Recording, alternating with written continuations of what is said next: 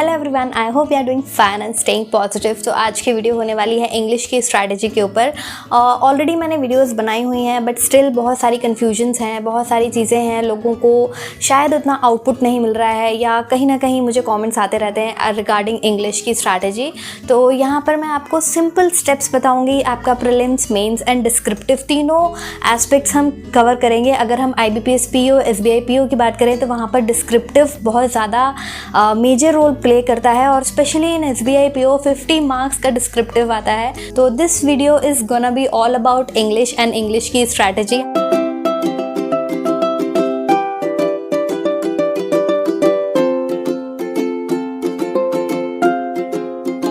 किस तरीके से हम अपने मार्क्स को इंक्रीज़ कर सकते हैं, किस तरीके से हम अपना टाइम यूटिलाइज़ करें, या अगर आप हिंदी मीडियम से हैं और आपको लग रहा है कि इंग्लिश हमारे लिए थोड़ा सा बैरियर क्रिएट कर रही है, हमारा सिलेक्शन नहीं हो पा रहा है इंग्लिश की वजह से, तो यहाँ पर आपको सिंपल 3 स्टेप्स में पूरी स्ट्रैटेजी डिस्क्राइब करने वाली हूँ। से आप अपनी इंग्लिश की स्ट्रैटेजी बहुत ही अच्छे से मैनेज कर सकते हैं। आपकी इंग्लिश में आपको दिखेगा कि हाँ, आपके मार्क्स बढ़ रहे हैं।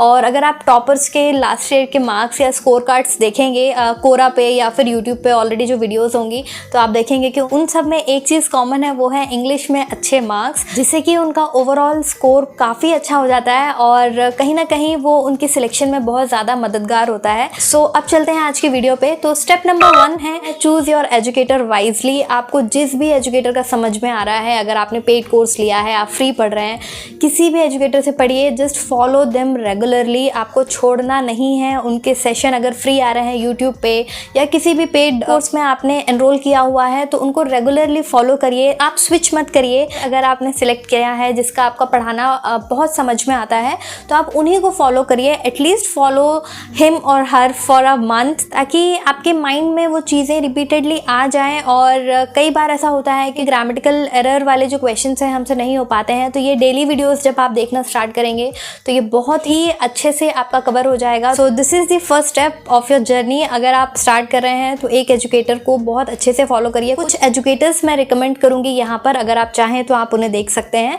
विशाल परिहार सर, निमिषा बंसल मैम, आंचल मैम, उनकी पुरानी वीडियोस भी हैं काफ़ी सारी। आप एक प्लेलिस्ट की तरीके से भी पढ़ सकते हैं। अदरवाइज जो डेली वीडियोस आती हैं आप उनको देखिए और एक रिदम मेंटेन करिए। सो अब चलते हैं स्टेप नंबर 2 पे, कि स्टेप नंबर 2 में आपको करना है रीडिंग, जो कि सबसे बेसिक पार्ट है यहाँ पर। अगर आप रीडिंग नहीं कर रहे हैं तो आई एम डैम श्योर कि आप 20 मिनट्स में 30 क्वेश्चंस नहीं कर पाएंगे। इवन इन मेंस आप पढ़ ही नहीं पाएंगे, आपकी स्पीड ही इतनी नहीं होगी। अगर आप एडिटोरियल रीड करते हैं या फिर कोई भी ब्लॉग या फिर कोई भी आर्टिकल रीड करते हैं तो उससे आपको 3 फायदे होने वाले हैं। पहला तो आपका कॉम्प्रहेंशन अच्छा हो जाएगा, दूसरा आपकी वोकैबुलरी अच्छी हो जाएगी, तीसरी आपकी जो रीड करने की स्पीड है वो बढ़ जाएगी। तो वो अल्टीमेटली आपको दूसरे सेक्शन में भी हेल्प करेगा कि आप कम समय में ज़्यादा क्वेश्चंस को विथ फोकस पढ़ पाएंगे।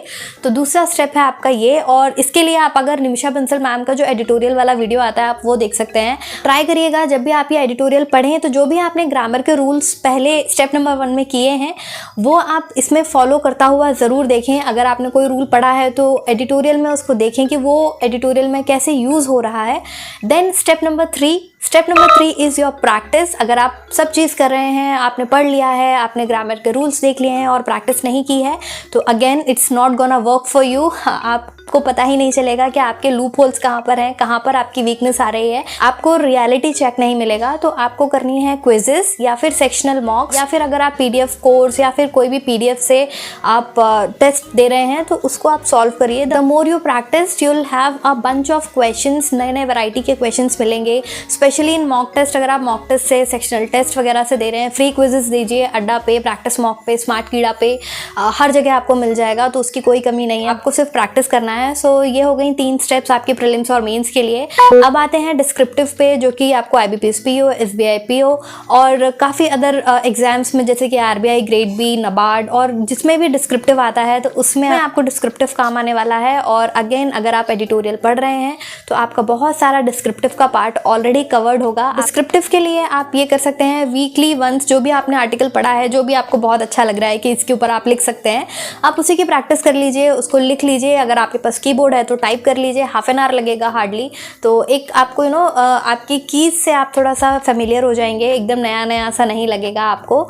एंड अगर आपको कोई भी दिक्कत है, जैसे प्रेसी आता है, कई एग्जाम्स में प्रेसी आता है, कई एग्जाम में लेटर एंड ऐसे आता है, तो इस तरीके की चीज़ें आपको समझ नहीं आ रहा है किस तरीके से आप मॉडल आंसर क्रिएट करें या किस तरीके से स्टार्ट करें, क्या टॉपिक्स होने चाहिए, तो उसके लिए मैंने अभी रिसेंटली एक बुक ली थी।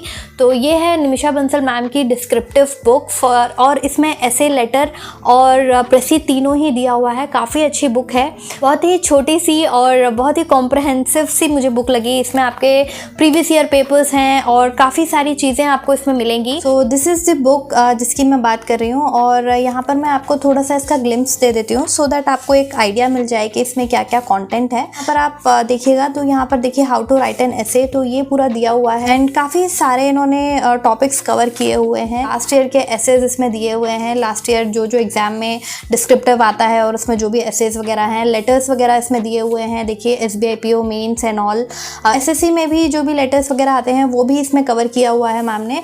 तो ये बुक मुझे काफ़ी अच्छी लगी, और ना केवल सिर्फ ऐसे और लेटर, इसमें प्रेसी का भी काफ़ी अच्छा पोर्शन दिया हुआ है और प्रेसी के लिए काफ़ी डाउट्स आते हैं और किस तरीके से प्रेसी को लिखते हैं, क्या क्या टॉपिक्स हैं, और काफ़ी एक्सरसाइजेज भी इसमें दी हुई हैं। तो यहाँ पर देखिए, आप देख सकते हैं ये बहुत ही हॉट टॉपिक था लास्ट ईयर, डिस्क्रिमिनलाइजेशन ऑफ सेक्शन 377। तो ये आपने ऑलरेडी काफ़ी आर्टिकल्स वगैरह पढ़े होंगे, बट किस तरीके से हमको सम अप करना है, कैसे आपको इंट्रो लिखना है, कैसे बॉडी लिखनी है, then how to conclude the essay, ये बहुत अच्छे से इसमें दिया हुआ है। सब चीज़ इसमें बहुत अच्छे से दी हुई है। और अगर आपको ये बुक परचेज करनी है तो इसके लिंक मैं आपको डिस्क्रिप्शन बॉक्स में दे दूँगी, कॉमेंट बॉक्स में पिन कर दूँगी। अगर आप इसे लेना चाहें तो आप इसको ले सकते हैं। अदरवाइज़ डिस्क्रिप्टिव के लिए काफ़ी वीडियोज़ भी मैम ने बनाए हुए हैं, तो आप ये भी कर सकते हैं। It's all depends on you कि आपके लिए क्या चीज़ वर्क कर रही है। किसी को बुक से अच्छा लगता है, किसी को वीडियो से समझ में आता है। So this is solely depends on you. और यहाँ पर हम वीडियो को वाइंड अप करते हैं। अगर आपके कोई भी क्वेरीज हैं, कोई भी डाउट्स हैं, तो कॉमेंट डाउन करिएगा। आई विल ट्राई टू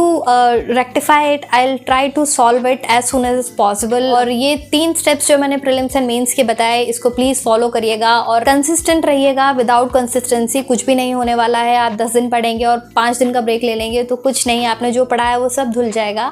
तो this is all about it and I hope you are preparing well and just keep preparing and have positive vibes around you. Bye.